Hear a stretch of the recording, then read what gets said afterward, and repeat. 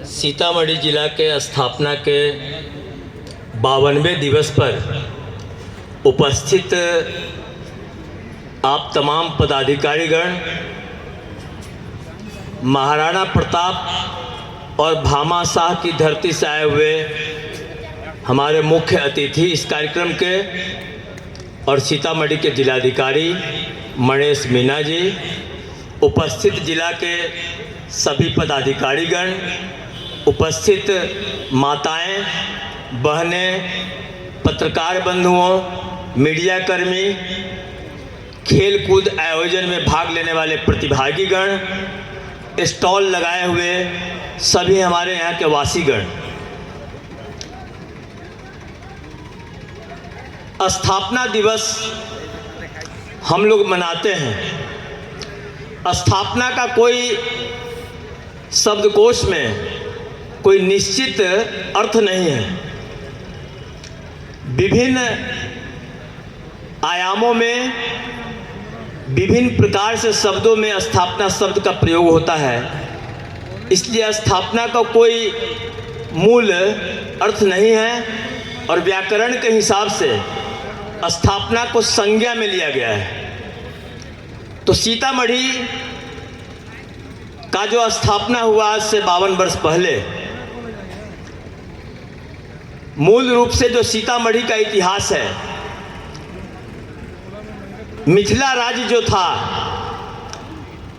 जो मिथिला राज्य की परिसीमा थी, उसके उत्तर में हिमालय, दक्षिण में गंगा, पश्चिम में गंडक और पूर्व में कोसी, ये मिथिला राज्य का सीमांकन था।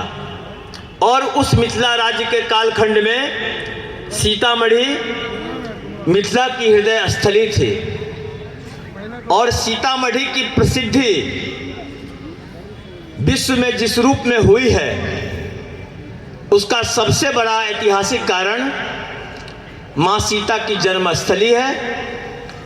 और माँ सीता की जन्मस्थली और माँ सीता से जुड़े जो संदर्भ हैं, माँ सीता का जन्म ही लोक कल्याण के लिए होता है।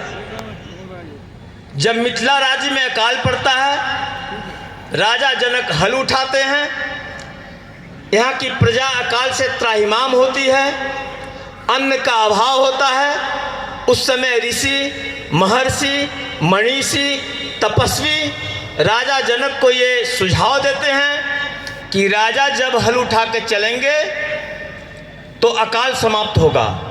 और उसी क्रम में ये सुखद घटना होती है जब हल के नोक से धरती माँ का सीना चीरा जाता है, तब सीता जी का एक घड़ा के रूप में उद्भव होता है। और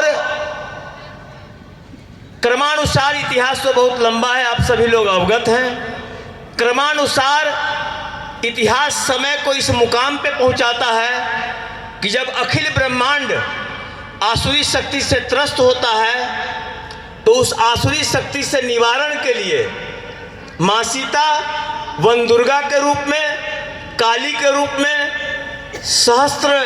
सहस्त्रार्जुन के युद्ध में, रावण के युद्ध में, भूलोक में, देवलोक में, भूतल पे, सभी लोकों में आसुरी शक्ति के सर्वनाश के लिए वो अपना सारा प्रयोजन रखी और समस्त प्रकार से, सभी कोणों से आसुरी शक्ति का विनाश की और दैवी शक्ति के स्थापना में उनका अभूतपूर्व योगदान रहा। सीता एक नाम नहीं है, सीता एक मर्यादा है।